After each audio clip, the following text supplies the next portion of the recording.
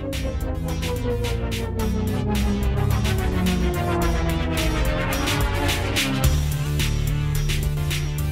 and welcome to Hardy Party 5.5. How are you guys doing? Doing pretty good. Great. We have a couple of extra guests today. One of them is this one right here, Alex Hardy. Well, hold on. I'm usually on the show. Not you. You're not the extra guest. Oh, okay. I see what you're saying. It's our actual guest today. Oh, okay. But right now, I was just introducing Alex. Hello, Alex. To the Welcome. show. Yes. Favorite son. That's right. And so I don't know if you guys heard or not, but the Rangers, they won the World Series. Yes, they did. Did you guys know that? Well, today on our podcast, we brought back a guest that we had before. When we had him before, we talked all about his life, his history, how he got into sports broadcasting. And today, we're going to talk all things Rangers. Are you guys ready? Heck yeah. Let's do this. All right, let's go. Here's ERIC Nadel.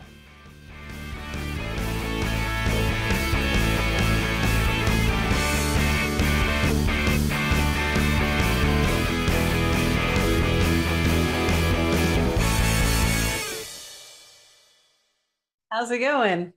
It's going great. What are you guys up to? We're good. We're just wearing our Ranger World Championship stuff, We still celebrate. Fantastic. It must have really happened. They made shirts. Yeah, I guess so. They It's like, did. it really happens if you took a picture and you have a t-shirt. Then Yeah, it happened. that's exactly That's right. it. And there's a trophy going around. Yeah. Yeah, pretty That's wild. right. Yeah, I think Alex, you're going to this. Our son Alex. I think you're going to Alex. The awards dinner. the awards On the 26th. dinner on the 26th. Uh-huh. Yeah. Great. He'll be there because he actually was with a part of this whole Corey's Corner thing. Whoa, cool. Yeah, so you actually gave it the name, didn't you, Alex? Yeah, I named it. The name's Nice going. So from a broadcaster position, did you notice Section 133 and how did you? Oh, yeah, how- we were all over it. We talked about it a lot. Yeah. How do you think it impacted the team having that? It helped. I mean, Bochy even talked about it. It definitely injected some life into the team. No question about it. Yeah. Yeah, and for me, like we've been Ranger fans forever, we've talked about, but I think for me, it's the first time that like Ranger fans had a personality. Mhm. To me, I mean, I don't go to every game like you do, but it's like we finally had a personality in the stands more than I remember us ever having. Yeah. Question. And then the whole thing with Creed, even added to that. And I think this coming year, it's going to, it'll start right at the beginning, right? And it's going to be wild. I think, the crowds are going to be huge and it's going to be very celebratory.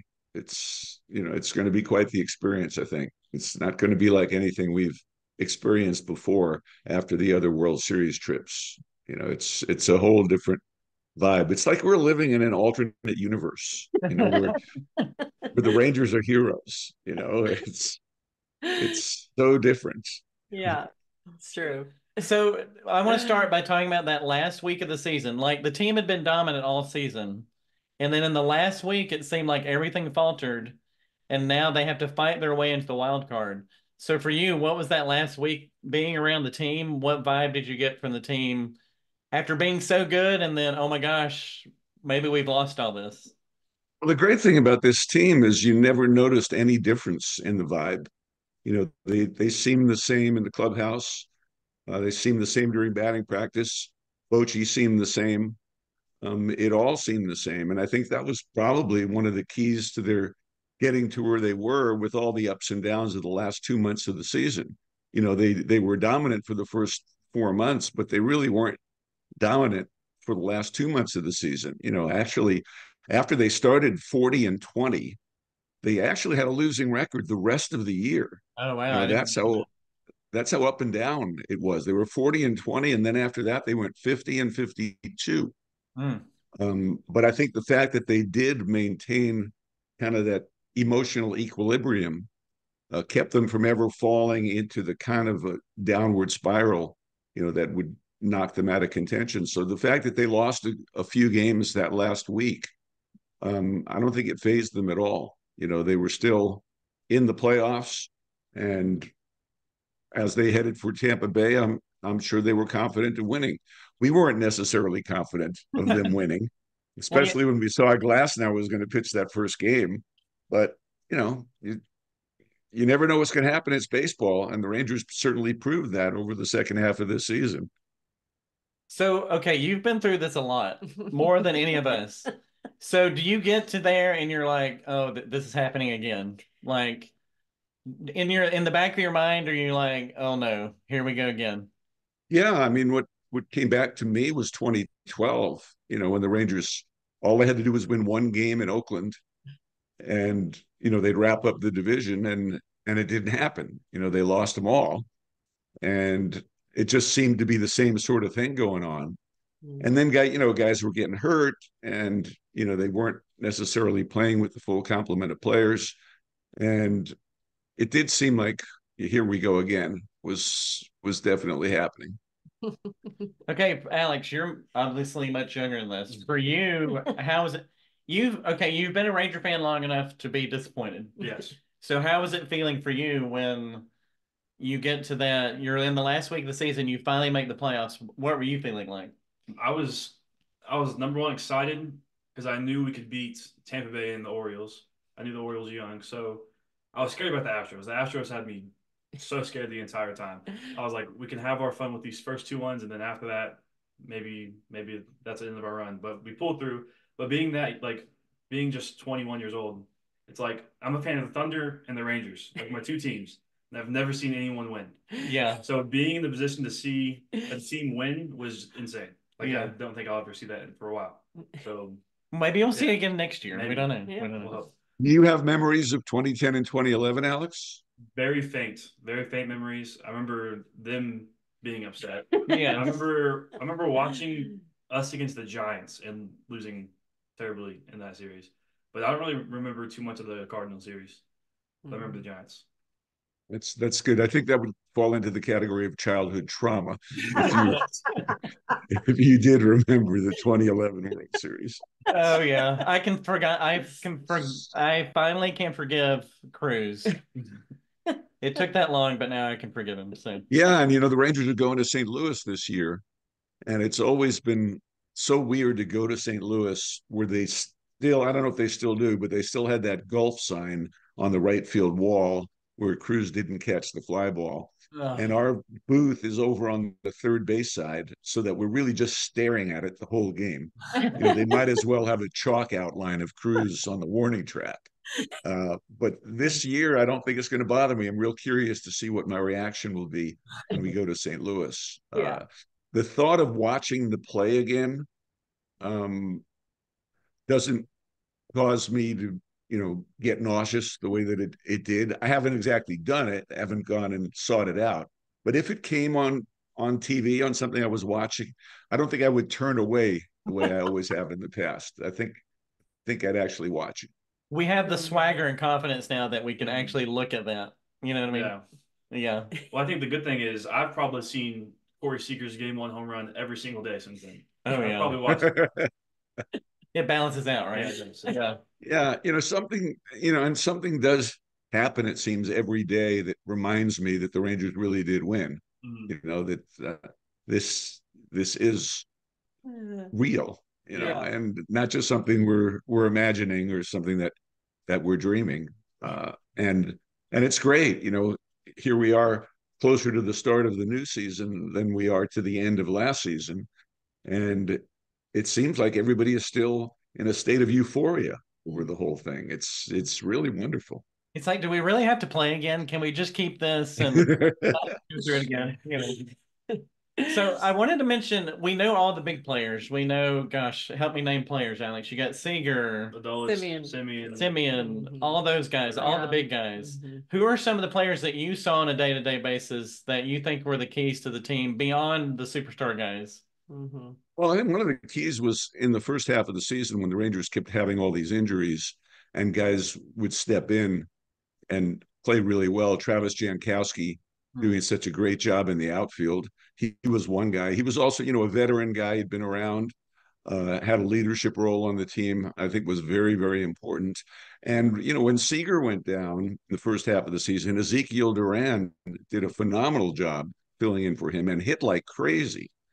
And I think he's a guy to keep in mind, especially as the Rangers head to camp this year with an open DH job, and on paper anyway, my guess is right now Durant is the favorite to be an everyday DH. And, I don't have any doubt that he'll be very productive if he winds up winning that job. I know Wyatt Langford's in the picture too, and Justin Foskey will be competing for that job. But I would be very comfortable with Duran as an everyday designated hitter. I know he hit better last year when he played the position than when he was the DH. Takes a while for young guys to adjust to that, but I think he can do that. Who's a pitcher that you think?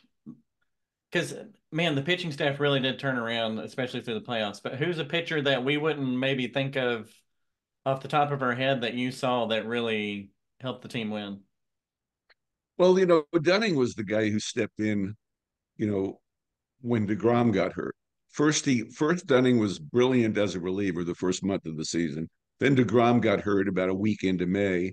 Dunning moved into the rotation, and they didn't miss a beat. He actually pitched better than DeGrom had been pitching.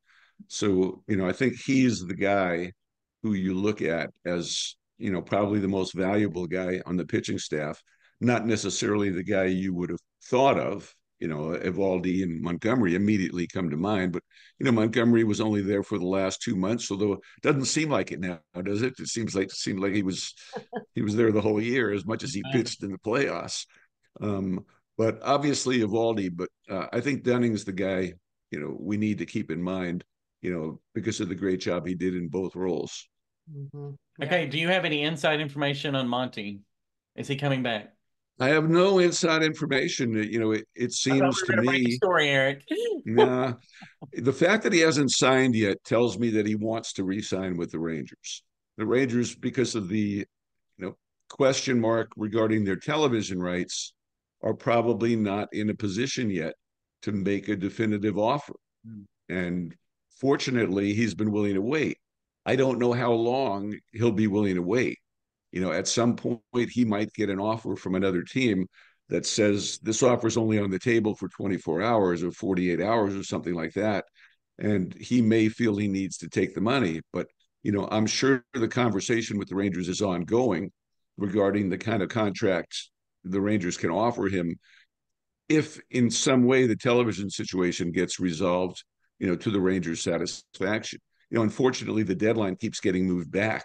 The last I heard, February 1st was some sort of deadline for Bally or Diamond or whoever's actually making the offer to make another offer to the Rangers. For less than the $100 million the Rangers were expecting to get, but hopefully not that much less. Yeah, I think I saw a barbecue place is offering Monty free. Yeah, is it Hurtado's? Hurtado's is offering him what, Alex? Free barbecue for life. Yeah, if he'll come back to the Rangers. So yeah, how can he pass on that? That should put it over the top. You don't really need the money, you know what I'm saying? So let's get back to the playoff run. What are some key moments before the World Series that you remember in your mind that stood out to you before we got to the World Series? The play of Evan Carter. He did something exceptional every game, whether it was offensively or defensively. You go back to the very first inning in Tampa in game 1, and he made a diving catch in left field. And had he not done that, the Rangers, might very well have been playing from behind in that game, and it changes the entire nature of that game. That play was huge. The play that Montgomery made on the bunt where he dove toward the first baseline and the entire world shook when his 260 pounds hit the ground. That's a play that stands out in my mind too. They were very early, in the postseason. Then the grand slam that Garver hit in Baltimore, which kind of punctuated that win. Those are plays that come to mind. But overall, the play of Carter, eventually moving up from 9th in the batting order, right up into the heart of the order as a kid who'd played 1 month in the major leagues. Hard to believe, really. Is he human? He's like 21, right? Yeah. How is he so calm and I'm just going to go do this? I think he's just a freak. He's just naturally really, really calm and obviously extremely confident in himself. I think his strong faith probably has a lot to do with it. But he is so mature so far beyond his years. He's like a wise older man in a 21-year-old body. Yeah. It's incredible. I don't think I've ever seen anybody quite like that. Yeah. And it's so cool that they call him full count because he always works the pitcher. And that's kind of it seems like an lost art, like to really work a pitcher and make him throw pitches. So it's just, I think that helps the whole lineup.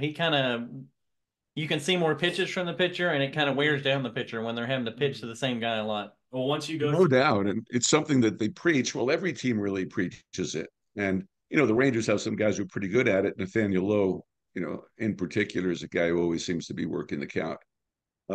But for Carter to do it at age 21 and having done it all through the minors, to pick up that nickname in the minors, again, it's really rare.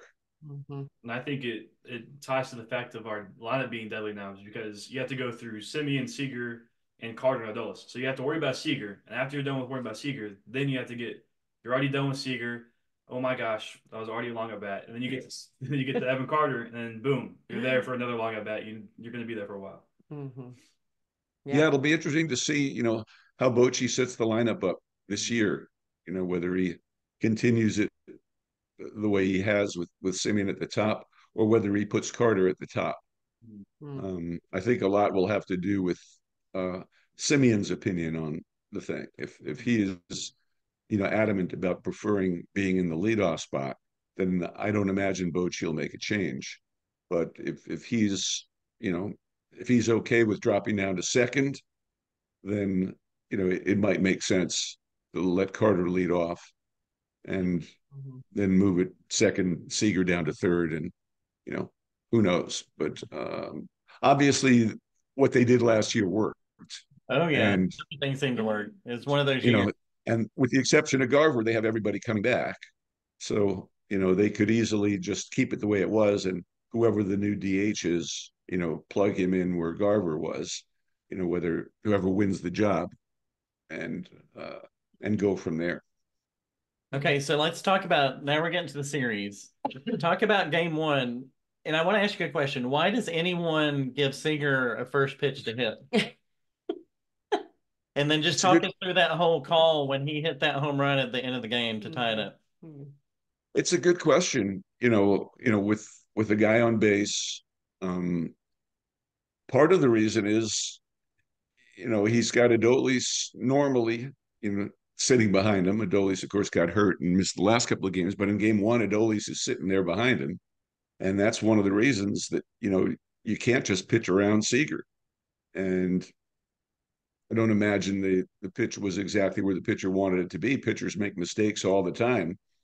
Only 50% of the time or something like that, pitchers actually, hit the target where they're trying to throw the ball. So it does seem in retrospect, really stupid to give him anything to hit. But, to that point, Adolis was the guy who was carrying the team and not Seager. It was Adolis who was the MVP of the ALCS. He's the guy they didn't want coming up with two people on base, and a chance to win the game. Mm-hmm. So, with Seager, just to see that emotion that he had at that moment, we don't see that from him. Like, the public doesn't see that from him. But I heard people talking of, he is that emotional because he's so serious about winning. Mm-hmm. So do you see that in him? Like, it was cool to see that emotion from him for like the first time, I think. Mm-hmm. I never saw it in the regular season. The players say they saw it in the postseason before the World Series on some of his home runs, but we definitely didn't see it during the regular season. This guy plays to win the World Series. He plays to be in the World Series and to win the World Series. I think he's wired a lot differently from everybody else. And when he did that, that was the moment that I thought, okay, we could win this World Series. Even though he just tied it up, I was like, okay, we could actually win this. Mm-hmm. And I try not to think that because I'm a Ranger fan. And yeah, you expect the worst, but going into the series as they were in 2010 and 2011, on paper, the Rangers were the better team. There wasn't any question about it. But in that first game, they were outplayed for 8 innings. It wasn't even close. Mm-hmm.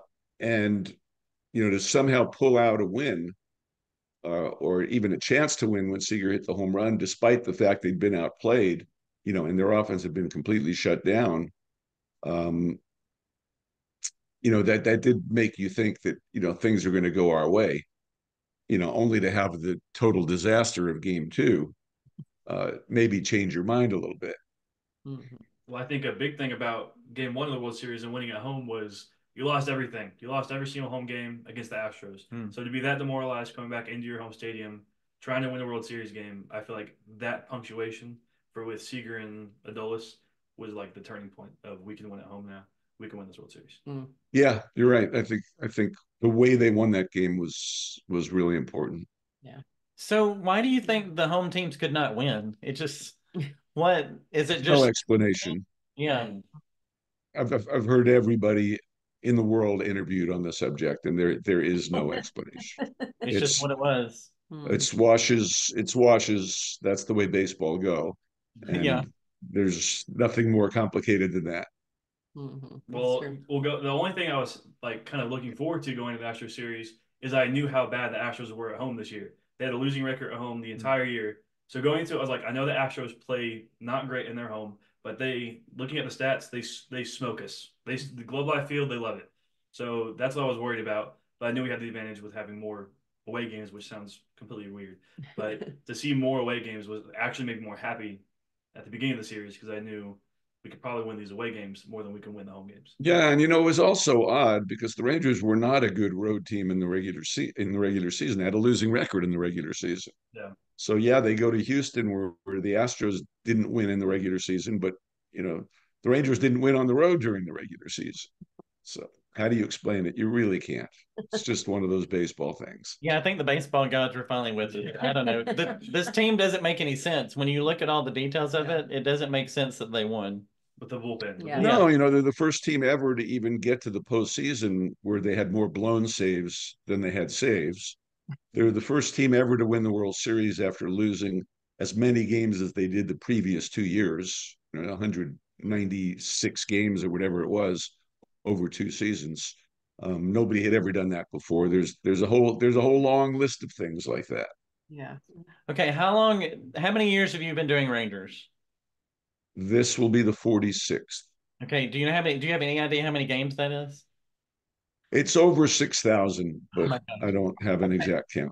So after 6,000 games, and we've talked about all the futility and everything that's happened, tell us about the final call when you could say the Rangers were World Series champions. What was that like? Like personally for you, what was that like after all this bad baseball and some good baseball? But yeah, it was surreal. It was incredibly exciting, especially as we got to anticipate it when Simeon hit the home run in the top of the ninth in Game 5.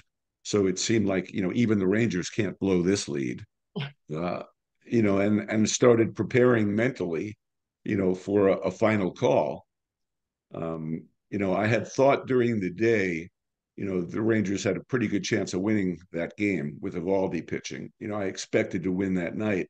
So I started thinking about, something I might say or something I really needed to say. And the one thing I came up with during the day was, Ranger fans, you're not dreaming. Because that's how I felt all day, is that I was dreaming. So I wanted to make sure to say that. And otherwise, it really was just a matter of, trying to not screw up the call and hoping that Arizona didn't get people on base and, things, would get hairy. And, I didn't want any additional drama. It was enough trying to win a World Series, after all these years. I didn't need the game to get 5-1 or 5-2 or have the tying run on base or on deck or anything like that. And then when we saw Spores come back out for the ninth inning, where Leclerc had been warming up 3 innings in a row, but had pitched 2 days in a row and, clearly needed a day off. When we saw Spores come out for the ninth inning, it was just classic Bochy, riding the hot hand. And, I'm sure that Jose would have loved to close out the World Series, but at the same time, he knew he needed a day off. And, from what the people in the bullpen tell us, he was the biggest cheerleader there was in the ninth inning, cheering on Spores and hoping that he didn't have to get into the game. Yeah. That's what I love about Bochy so much is he's not too, he looks at analytics, but he's not overly analytical. He'll ride whoever's hot. He'll get the feel from the players first, and then he'll look back at analytics and make a decision. He won't just go. Yeah, he trusts his eyes, he trusts his gut, Mm-hmm. and he trusts his coaches too. He's really the complete package when it comes to a manager. Okay, Yeah. Eric, Wait, I have a question. Oh, what do you got? Eric, real talk here. Did you tear up? Did That's you what I was cry? gonna ask. Did you cry when the Rangers won?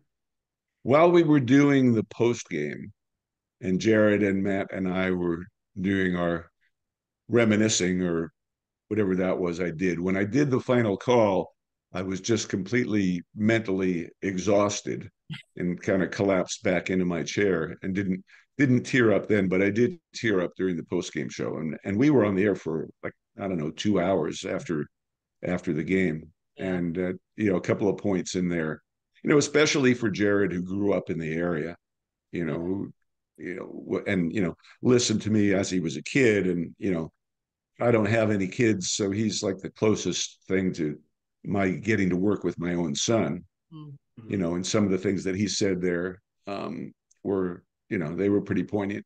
Yeah, that's cool. Did you I'll think tell you when I really did tear up though was during the parade. Did you? When they gave the broadcasters our own float, and as we saw the faces of the 500,000 or 600,000 people who were there, saw the joy on their faces, and a lot of them were crying. Yeah. It was hard to not be moved and not tear up then. That was an incredible experience. Yeah, that's really cool. Did you think of any of your past radio co-hosts or anyone that had been in the organization with you? I thought of all of them, going back to Mark Holtz, I've worked with for 13 years and who never even got to call a playoff game because he moved to TV the year before the Rangers made the playoffs for the first time. And the TV guys don't get to do any postseason games. It's all national. So I thought about him. I thought about Vince Cotroneo, who was with me for 6 or 7 years, Victor Rojas, who had been there for a long time, none of whom got to, experience this joy. There are quite a few ran through my mind. Steve Busby being another one who was in the booth with me in 2011, when we were a strike away. So do you get a ring? Do you get a ring as being part of the team, or? Yeah, we get a ring. We got rings in 2010, 2011 for winning the American League pennant. As I understand it, there are different caliber of rings. There are 3 or 4 different levels of rings. And the ring that the players get is not the ring that other members of the organization necessarily get. I guess it's up to the owners to decide who gets what ring. And I think it's the same design. I think it's just a matter of how many diamonds there are in the ring. The players get the one with the maximum number of jewels. And my guess is we probably get the level 2 ring, but honestly, I really don't know. I think your diamonds match up to your salary, and you get less as your salary. Yeah, we definitely won't get what the players get with the minimum salary now closing in on $800,000. Yeah. That is so crazy. Yeah. I still can't believe it. Okay, we should enjoy this as long as we can. But since we have Eric here, do you think they can do it again? It's hard to think ahead so far, but do you think they can? Will they? Well, it's very improbable. It hasn't happened since 2000 for a team to go back to back winning the World Series. So the odds are stacked heavily against them. On paper, obviously the Dodgers now have the best team with the moves they've made in the offseason.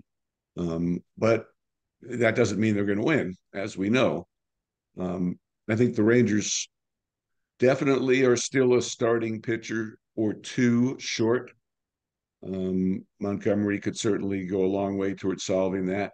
They have these 3 pitchers coming back second half of the season, in Scherzer, DeGrom, and Tyler Mahle. But they've got to get to the second half of the season in position to win or at least make the playoffs.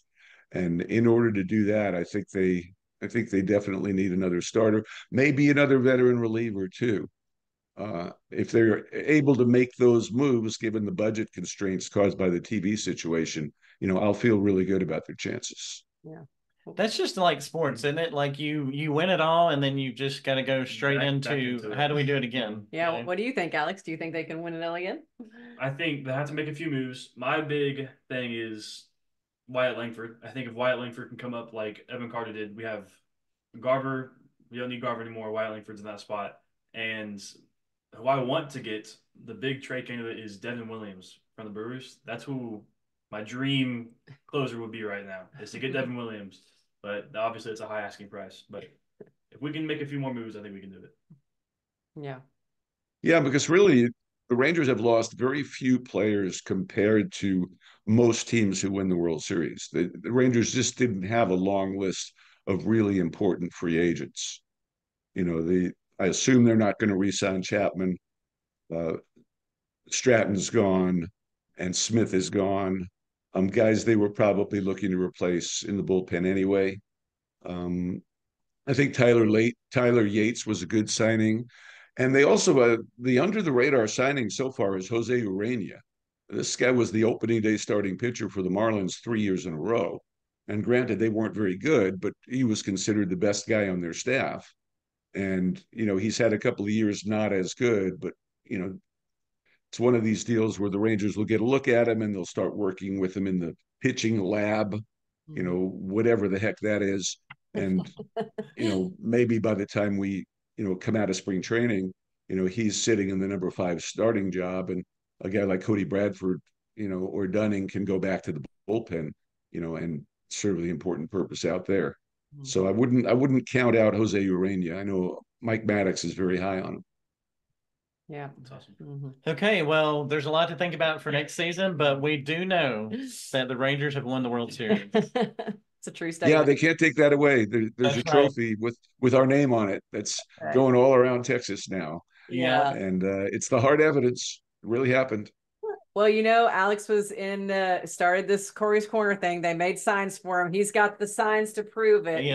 The Corey's Corner signs. Got to take him in and have Chuck Morgan sign them. And so that was really cool for him to We need to get Eric to sign him at some point. You need to get Eric to sign him. Maybe we'll have to meet sometime to do that. Way to go. Yeah, just go to the press box elevator and they'll track me down. All right. Cool. We'll do that. We'll do that. Just know if you ever see those signs in the stands, it's going to be a loud game. Yeah, that's right. That's right. Corey's will be back for definitely next season. Oh, yeah. They're definitely re-signed.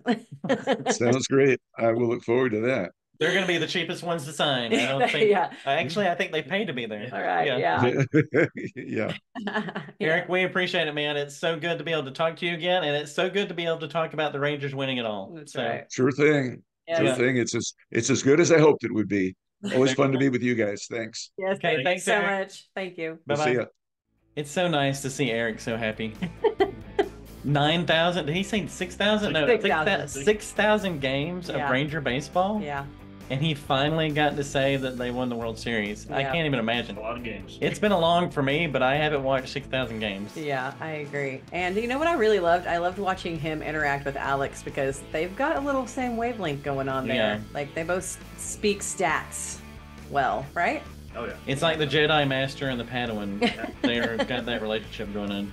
Alex, you could learn a lot from him. Yep. I would love to. So it's just so nice that we can have this moment. I know we have to start thinking about next season, but it was nice just to have this moment to just revel in the awesome reality. Yeah. Like Eric said, it's not a dream. The Rangers won the World Series. That's right. Yeah, and so next year, Alex, Section 133 is still going at it, right? Oh, heck yeah. Yeah, so yeah, already people should be buying tickets for that because it's going to sell out. And last year, you guys spilled over into 132 and 131, right? And 129. Did you really? Everywhere, yeah, all sections. You're taking over. Whole area. Yeah, I forgot about that. And what was so cool is like you got interviewed by like some Japanese reporters. I mean, it was like quite the big deal. I got my little Corey's Corner shirt on. I mean, the Rangers made shirts for your little thing and handed them out. So I guess there's only one more thing to say. I wonder what would happen if the Rangers never won the World Series. I guess we'll never know. Party 5.5, over and out. We'll see you next time.